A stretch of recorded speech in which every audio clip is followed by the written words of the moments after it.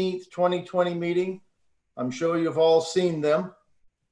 I would make a motion to approve the minutes of the August 19th, 2020 meeting.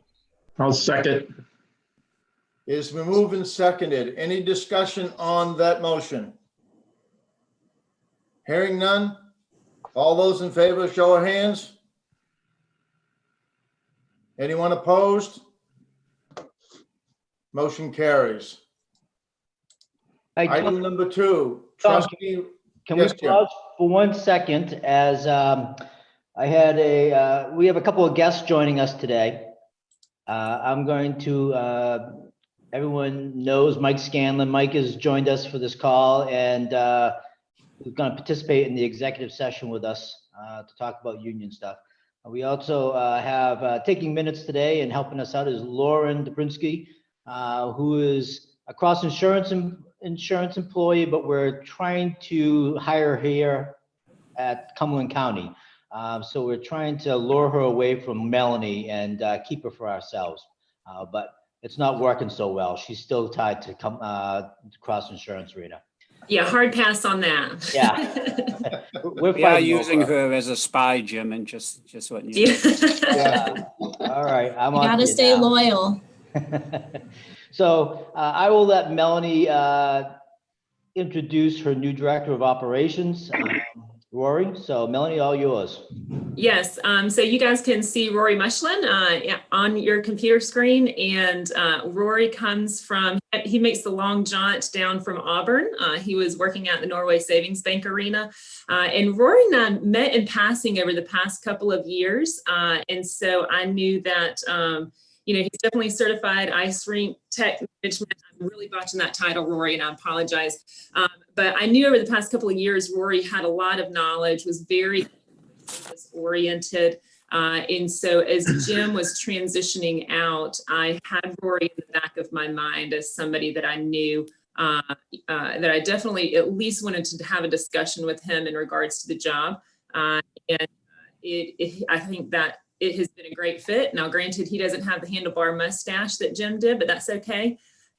He has a lot of industry experience. He's been around, he's worked with the San Jose Sharks, he's been at Barclays. So he has pro level experience. And I just think that, you know, he's breathing some fresh air and coming with some new tricks, very marketing minded.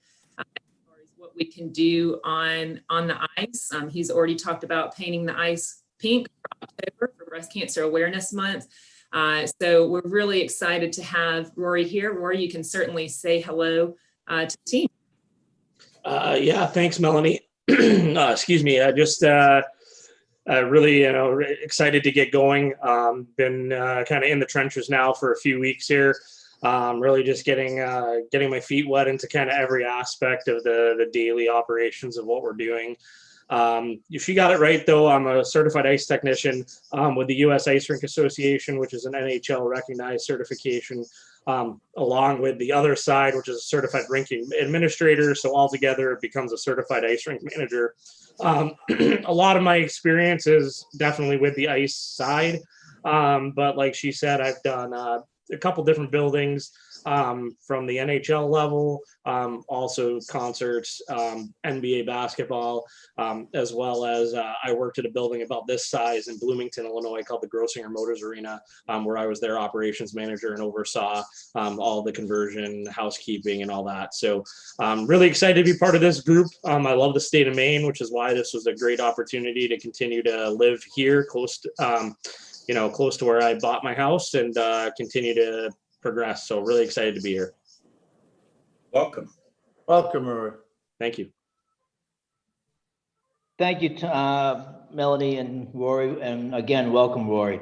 Lastly, before I give the reins back over to the chairman, just want to inform everyone, though we're on Zoom, we are also on YouTube, as any member of the public can watch us on YouTube and submit comments through Travis, who is the administrator of this meeting.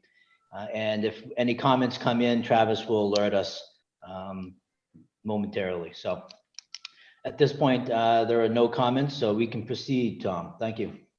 Thank you, Jim. All right, moving on to item number 2 on our agenda, trustee resignation. I'm sure you've all seen the letter that Jim passed around.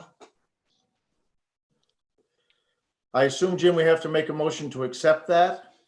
Yes, motion to accept that. And just to give you a little bit more information on that, Bill Witten has decided to step down. Bill was reappointed for a 3-year term in January of this year.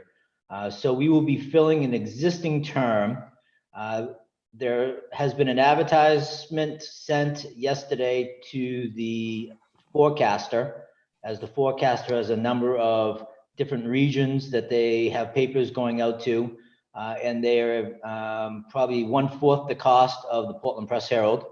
And if you're like me, no one reads the Portland Press Herald anymore. So we've opted to go with the forecaster. So that's advertised. We have the advertisement and the application up on the county's website.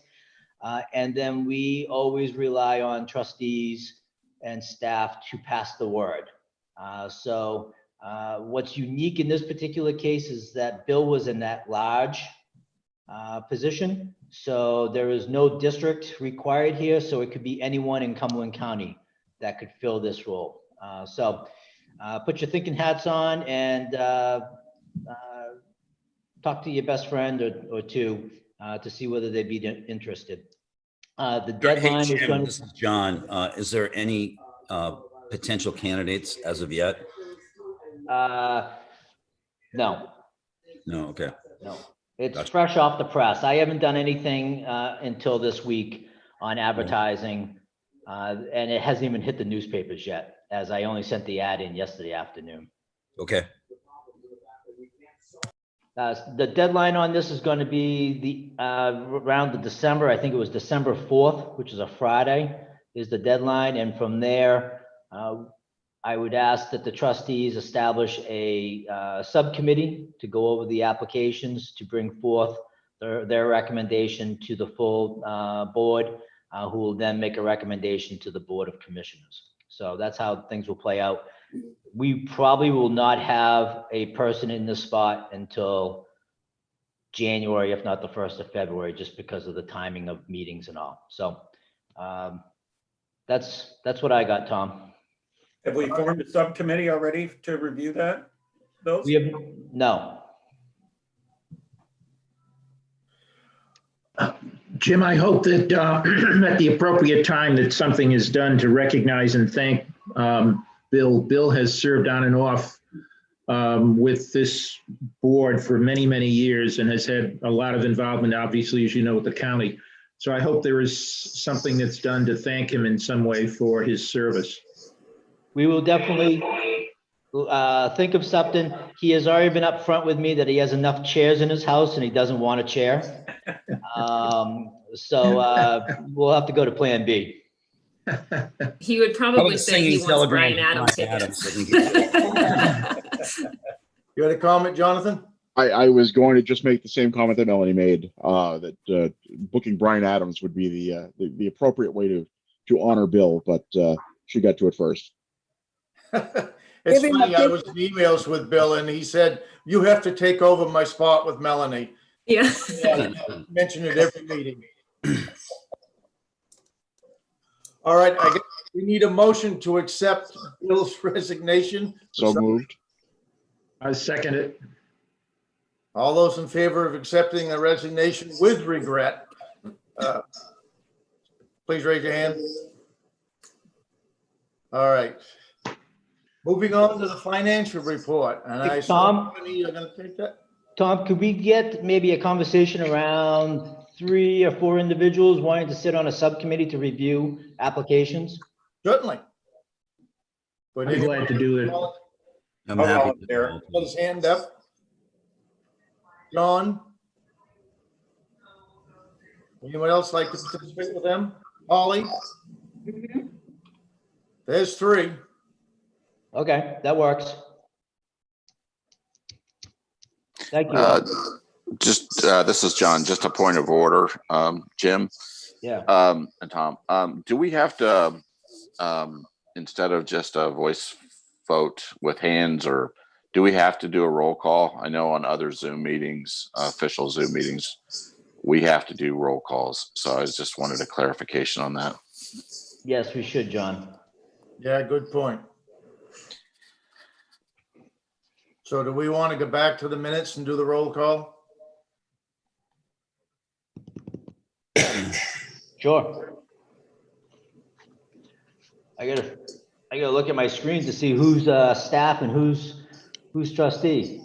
So back on the minutes, Sam Surprise, Here, Holly Hancock, Yes. Tom Tyler, Yes, Steve Webster, Yes. John Crimmins, Yes. Joe Gray, Yes. Sue Tonis, John Jameson. Yes. I'm not allowed to vote. Yeah, but we always give you that opportunity to raise your hand. John Jennings. Abstain. Okay.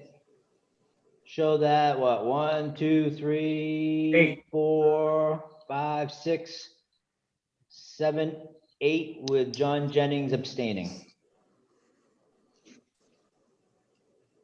and the second motion that was made was on The resignation. resignation.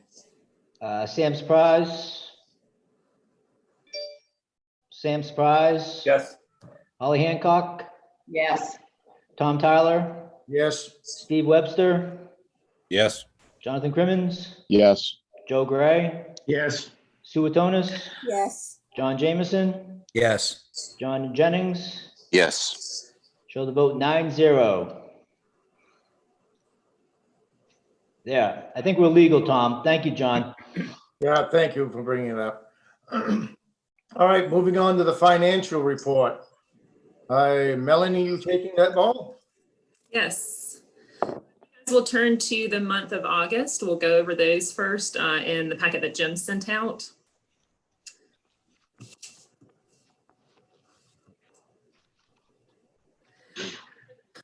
For the month of August, we had one event for that month. That was a wedding rehearsal. It was with Terrence Wallen. Terrence is the assistant coach for the Mariners hockey team. We hosted that up in the CN Brown Landing, socially distanced, of course. We less than 50 people, everybody had their masks on, did the temperature check and contact tracing.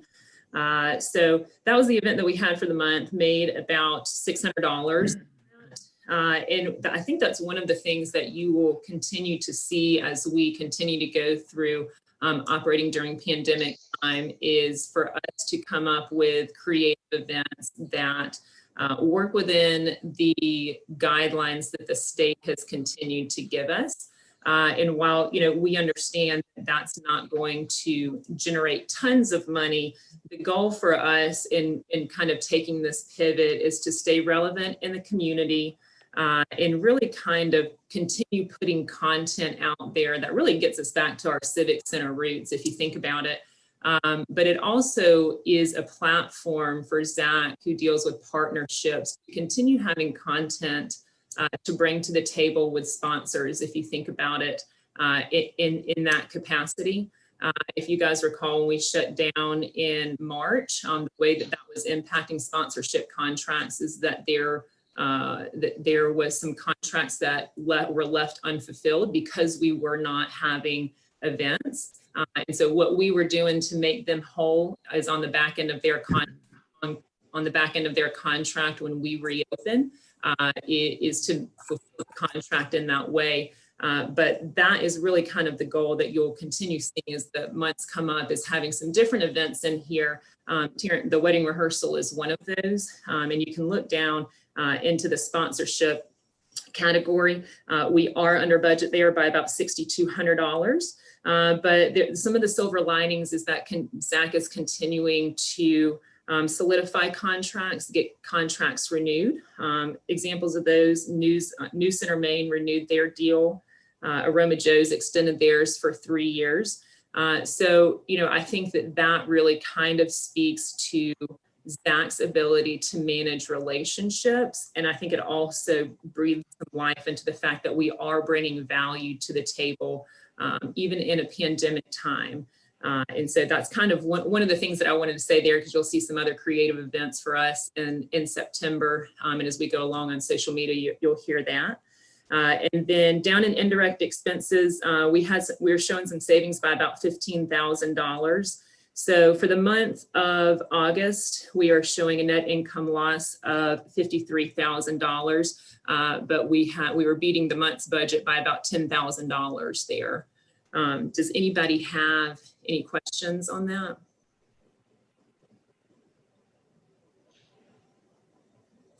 If not, we can go on to September. If you guys want to turn 9 pages in your packet, we'll go ahead and get to September.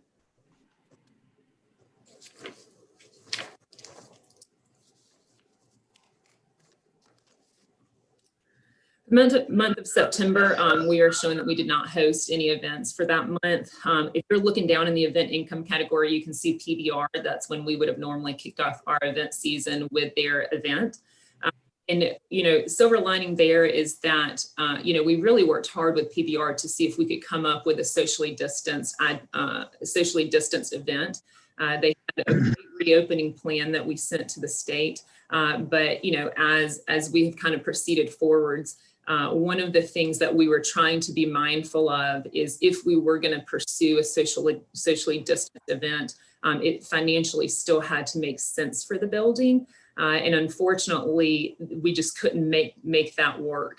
There are certain expenses that come with that show that you can't really cut down on the number of bowls, and you can't cut down on the amount of dirt you've got to put in the building. Those are real expenses that come there.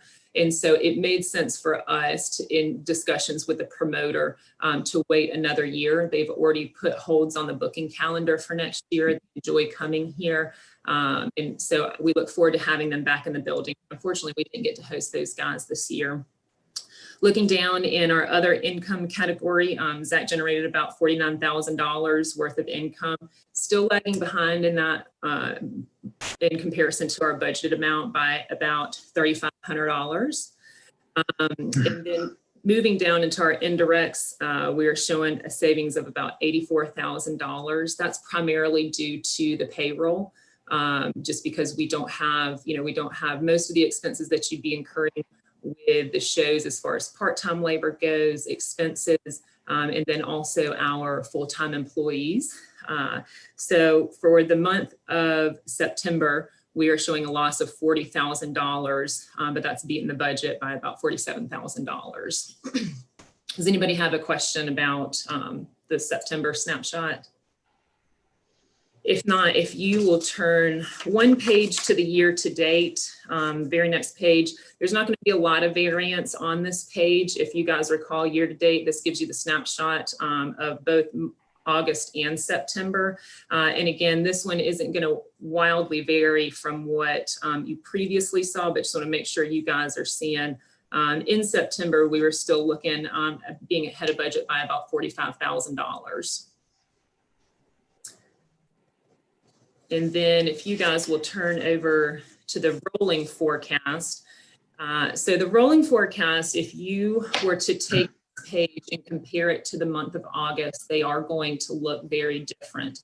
And so when we went into this operating budget year, we were budgeting for about 101 events. And if you had asked me at the end of September, at the end of August, beginning of September, I think we were all still holding out hope that hockey would have a chance to start in October. And so once we started getting closer to the start of what their normal season would have been, I think everybody kind of recognized that that really wasn't going to be able to come to fruition. So when we realized that the hockey season was going to get pushed back to a potential start in January, we then needed to start pulling out events for the fall that we just knew, unfortunately, due to pandemic, weren't going to happen. So right now, we started with 101 events that we were budgeted for. If you look at that, if you look down in the balance projected, right now we're projected to have 51 events for the springtime. That does take into consideration having hockey in the building, but when we pulled out that many events that we just knew we were not going to be able to have for the spring, that definitely impacted the rolling forecast. So our original budget was an operating loss of $299,000. The variance of that, of pulling all of those events out, puts us at an operating loss of $688,000. So it certainly is, there's a huge variance there. And while we recognize, some of the creative events that we do are not going to fix all of that, I think the honest conversation that I had with the staff is that we needed to pivot and adjust our lens on what we can safely do for the community, what we can safely do for the client to stay relevant in the community.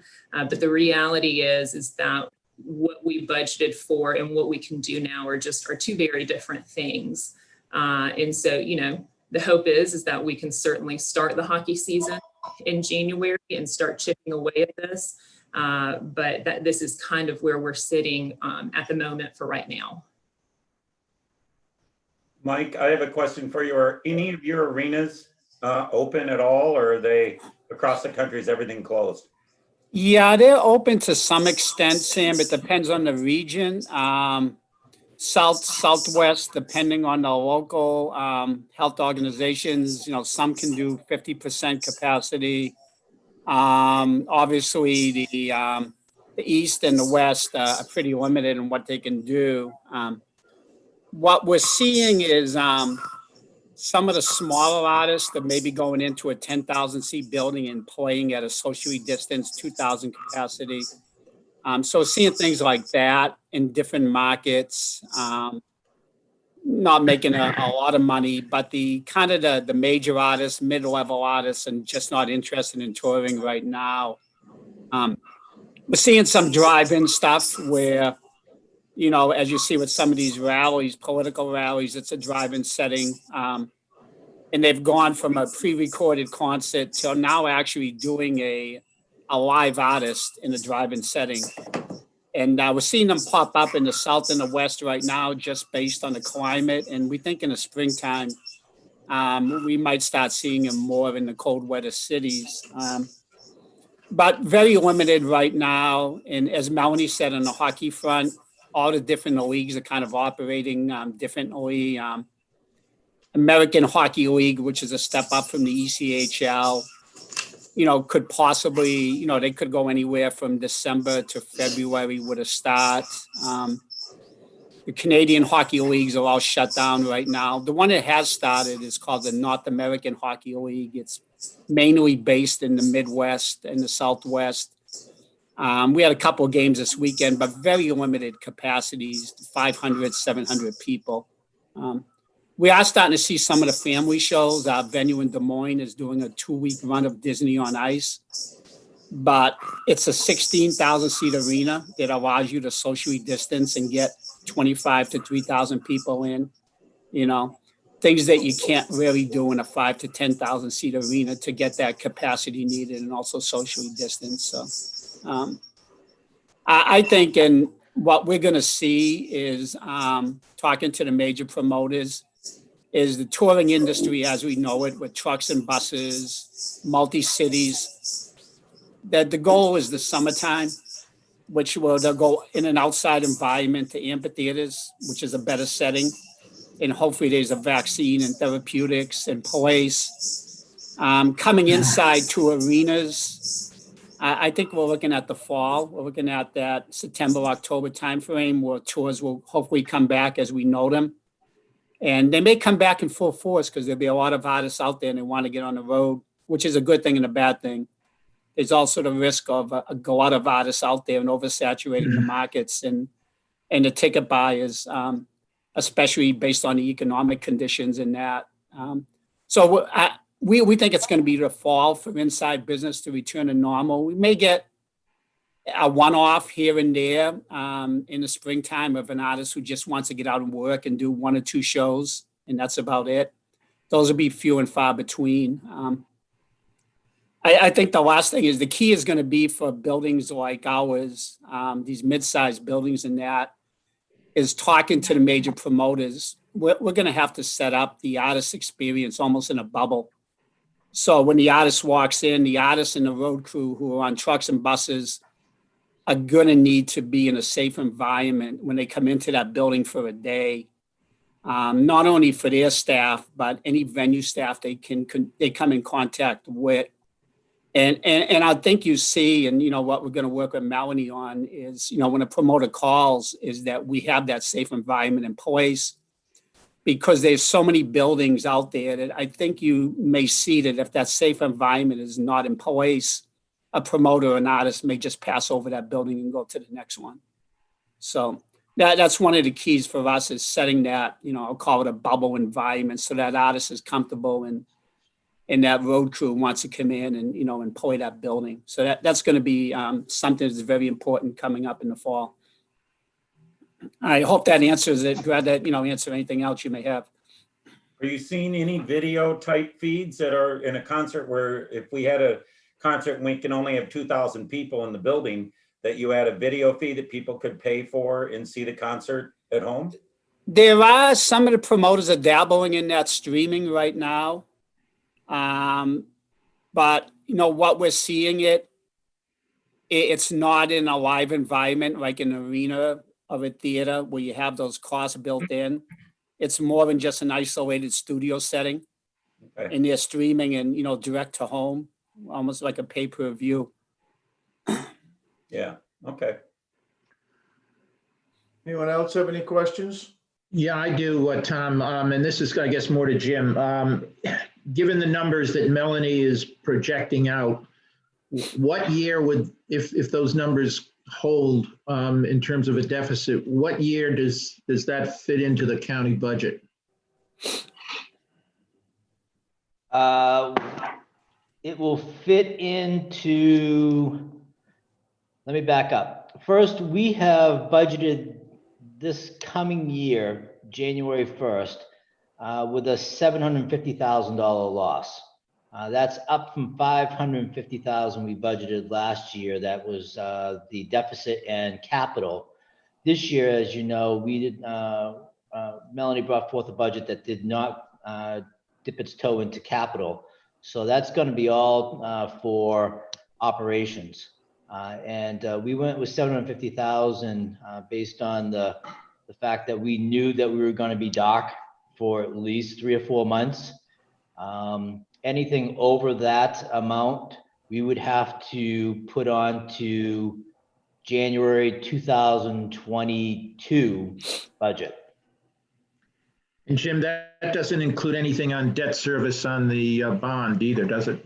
No, the debt service on the bond is on a different ledger. That's baked into the county's general fund budget versus tied to the cross insurance arena. Thanks. Anyone else? Could we have a motion to approve the August, September financial reports? I move the financial reports. I second. Would you do the roll call, Jim? All right, Sam Surprise, Here. Holly Hancock. Holly Hancock. Oh, I see her. She said yes. Put your hand up, Holly. Tom Tyler, Yes. Steve Webster, Yes. Jonathan Crimmins, Yes. Joe Gray, Yes. Sue Atonis, Yes. John Jameson, Yes. John Jennings. Yes. 9-0. All right. We'll move on to the manager's report. But before we get into that, Melanie, I have a question. I've had a couple of people ask me, how do they get the Gabriel Iglesias money back? Is that possible? It is, yep. Since we haven't had the physical location open, people have been mailing in their tickets, and then Mark has been reaching out to them. So they're not what we've told people is include your contact information with your tickets, and then Mark will reach out to you directly to get your credit card information over the phone. So they're not having to write it down and, send it out through the mail. So if you'll just tell them to mail it to the arena, Jim Gailey has seeing our mail stack coming in as we've been processing those refunds, and that's been and that's been how we've been doing it, and so it's been working out well. Now, have they, I didn't catch it earlier, does that show rebooked for next year? It has, so they, depending on when we officially reopen, it will really kind of solidify the date. I mean, they've kicked the can down the road to May, but I think that might get moved on again. Okay, I'll inform the people. Go ahead with your manager's report. Gotcha. Past 60 days, we have hosted several meetings as far as the county goes with union negotiations for the county jail. So I was glad to have those guys in the building. Multiple Zumba classes. I know you guys have seen that on social media. Jive Cycling was a Mike LeConte special. Jive Cycling is a studio less than a block away. And if you guys know, most of the yoga studios, anything as far as gym related, they were doing outside classes during the summer. And so they ended up hosting a spin-a-thon here, which was 12 hours of spinning, and they raised about $15,000 for the Maine Cancer Foundation. We made a little bit of revenue off of that, but that kind of taps into the creative revenue that we were referencing. Bath Ironworks also did a drive-through job fair here out on Center Street. They ended up getting about 55 hires off of that. So really great event for them. They are going to come back in December and do it indoors. So they're working with Mike right now to come up with the overall floor plan inside the building of how we can socially distance that and do it safely. In the next 30 days, we will certainly have more Zumba classes. Camp Sunshine reached out to us. Been to their pumpkin festival that LLB normally hosts up in Freeport. They're not going to be doing that this year, but one of the things that they are going to be doing, they're having a giant pumpkin hunt. And so you can go onto their website, download the map. Something fun for the parents to do. You ride around the city and find different clues lead you to different giant inflatable pumpkins. So if you drive in front of the arena from the 21st to the 31st, you will see about a 20-foot pumpkin inflated inside the arena, or right inside the big glass entrance. So that's something else that we have been doing. So it's been interesting, some of the creative things. I was having a conversation with their director the other day to come up with, okay, what are some other creative events that partner up with Camp Sunshine? So that's another one. And then events being pursued. We did a building tour with Portland Ballet earlier in the week. And, I was at one of their events at Thompson's Point a couple of weeks ago, and I got into a conversation with the creative director and said, hey, I think this could potentially be a great fit for you guys during winter months. And so we could end up doing some sort of ballet piece here in the spring months. That's socially distanced, but it was a fun conversation to feel like we were kind of getting back in events with them earlier in the week. And then youth hockey is something that I'll continue to keep on our plate. I think that you guys were aware, part of what our hopes was to be able to install the ice prior to Mariners hockey starting up, to be a landing spot for all of local hockey clubs here. And on average, to install the ice, it costs about $8,000. And then monthly utilities are about $27,000. Even with those expenses, we were going to be able to generate about $10,000 a month with that. And that really did not include high school hockey. So I'm keeping that one on the docket because at some point it will be safe to reopen and kind of pursue that. I think that's a big one for us, but still keeping that in there. It just needs to be done at a time when the state is on board with it. And then as far as any of our team notes, we still have union negotiations going on. Also, there was another employee retention credit that you guys saw previously, but it was in the month for about $9,000. So I wanted to mention that. And then lastly, we got the new fire pump installed into the building. That was a capital project for us. And so Rory came in, it was kind of a passing of the baton. Jim got that project started. And then Rory just finished it up. So that's a good one for us. There's been some big capital projects that we have been able to execute during this dark time. If you guys remember the chillers, the fire pump is another one. So still some good things happening in while the building is dark. That's all I've got for the manager's report. Great.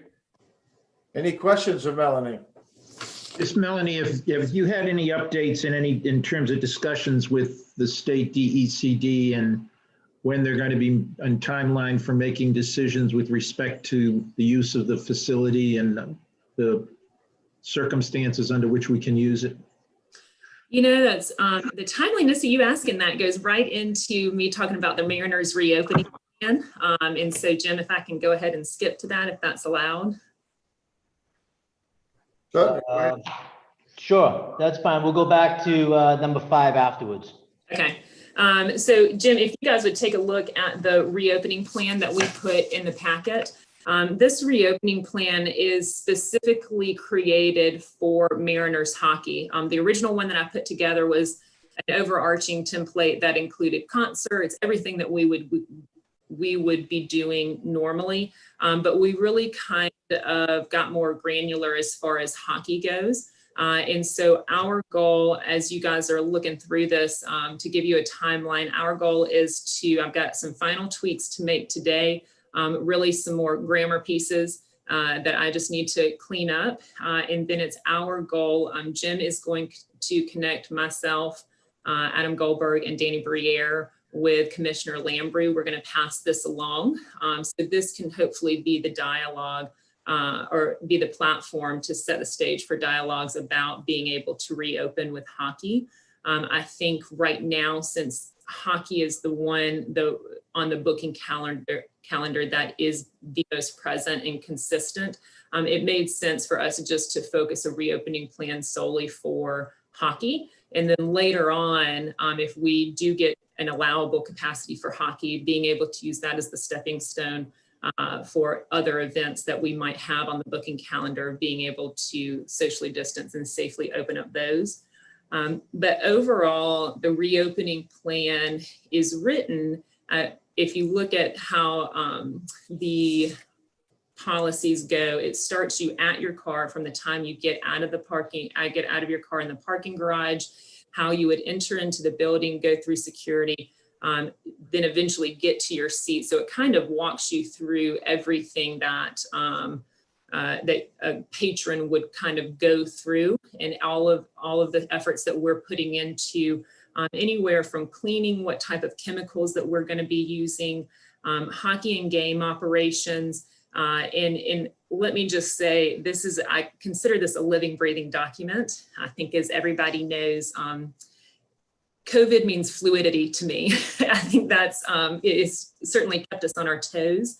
And so this policy is something that we will certainly kind of dovetail off the policies and the manual that the ECHL is going to put together as well. So we beat them to the punch a little bit by getting ours out a little bit first. So this will marry into their document as they continue to put out their new rules and regulations for the team.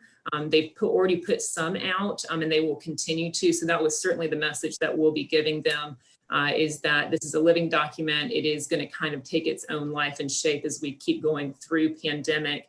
But it gives you everything down to even the HVAC filters, us changing those out, being conscientious of, getting a different air filter in there that catches more particulates in the air. So as you guys read through that, you'll certainly see that it can get very granular as you're reading through it, but that's the overall timeline of what our expectation is as far as reopening and starting dialogues with the state, is really to get it on their plate today. And then we've got until November 30th. The team will have to vote on November 30th with the league as to whether or not they will get to pursue a season, whether it's a half season or a full season. But that's really kind of the timeline that we're looking at. Melanie, I would just encourage you and Jim to try to do a face-to-face meeting with the state to go over your plan and have a face-to-face conversation and answering their questions. I just think that's very, very important, that this be done not just in passing documents, but actually meeting.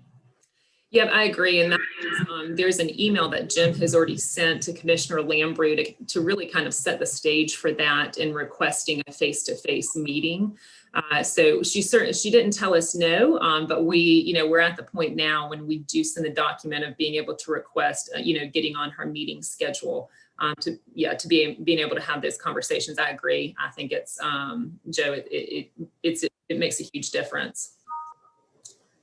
Go ahead, Commissioner. Yeah, first, congratulations on putting such a program together. I had a question prior to this, and Joe kind of has broadened it out. But the arena ventilation, does it meet any kind of the CDC requirements for group meetings or group events? And I think that's going to be the criteria that's going to establish whether this facility can be utilized. Yep. So the HVAC filters that we currently have in are MERV 8. So they go in different ratings. And so we're increasing that rating to MERV 13. The highest rating that you can get to is MERV 16. But in order for us to do that, we would have had to make pretty big alterations to the HVAC system itself. And so yes, is the answer to that, is that we can create a system that works as far as COVID goes in terms of catching the particulate, so people aren't breathing recycled air that has COVID in it. Anyone else have any questions of Melanie? And I believe we need to have a motion to accept the manager's report. I would make a motion to accept the manager's report. Second. Jim, would you do the roll call, please? Sure. One point of clarification, would you like to accept the manager's report and Melanie's reopening plan, or would you just rather have that as information only for the trustees? I would adapt my motion to include the reopening plan. And I would adapt the second. Terrific, thank you. Roll call, Sam Surprise. Here. Holly Hancock. Yes. Tom Tyler. Yes. Steve Webster. Yes. Jonathan Crimmins. Yes. Joe Gray. Yes. Sue Atonis. Yes. John Jameson. Yes. John Jennings. Yes. Thank you. Show the vote 9-0. Okay, we move back to item number 5, status of employees. Yeah, if you guys remember the last time that we spoke, we were coming up on the 180-day mark as far as furloughing employees goes. You can't take furloughed employees past that mark. We were going to get to that mark on October 16th. And so we did end up getting to that point. Originally going into that date, I know I previously mentioned installing ice. There was a game plan in place for us to bring the operations crew back to install the ice, and then also bring Lauren back to be able to work on the creative event side. Literally, as I had called those guys back to tell them they could come back, I walked out of the office and Mike said, "Have you seen any of the media articles that came out in regards to youth hockey?" Unfortunately, I had not. And so that was pretty impactful and really kind of a game changer. It did not make sense at that point in time to install the ice. It seemed pretty tone deaf to what we had going on locally, as far as, the referee being positive and exposing about 400 kids. And so really in my mind, it's just pushing pause on that play or on that plan. I really look forward to being able to do that because that means I'll be able to bring the ops guys back. They were aware of that plan and understood why there was immediate shift. Like I had to call them the next day to say, okay, unfortunately, I can't bring you back right now. And so I will say that Jim worked really hard to be able to come up with creative solutions similar to how you see with Lauren. Lauren's straddling the fence for the county and us. So she's helping with creative events. She's attached to revenue generation. And that's really kind of how I viewed the ops department. And so the goal initially was to, if we can start small with creative events and really kind of snowball those efforts into being able to generate enough revenue to offset payroll. Unfortunately, it just did not make sense at this point in time to bring everybody back. And so while that plan, we pushed pause on the youth hockey piece, the overall goal is still there to, really kind of be able to snowball and bring in more revenue to offset payroll. But we did have to part ways with about 7 of our full-time employees.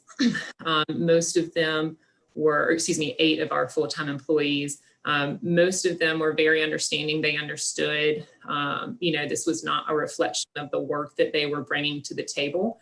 That they are a missed family member is really kind of how we view it. But we did unfortunately have to part ways with some of them.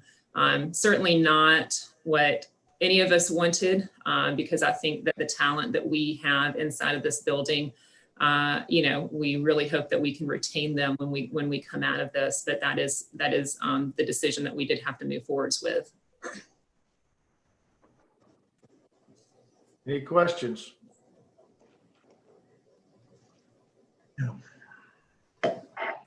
Do we need a motion on this one, Jim, or is this just a report status? This is just a report status, just following up on the conversation we had with the trustees in August and just giving you the status report of the employees and how it was handled. Okay, thank you, Melanie. All right, we are now at item number 7. Would someone, I would make a motion to go into executive session pursuant to 1 MRSA section 405 subsection 6 subsection D for discussion of ongoing negotiations. second to that motion? Seconded. Could you do the roll call, Jim? I'm sorry, who seconded that? I did. Sam, Roll call, Sam Surprise, Here. Holly Hancock, Yes. Tom Tyler, yes. Steve Webster, Yes. John Crimmins, Yes. Joe Gray, Yes. Sue Atonis, John Jameson, John, you're. John Jennings. Yes. Show the vote 7-0 with 2 out of the room. Okay.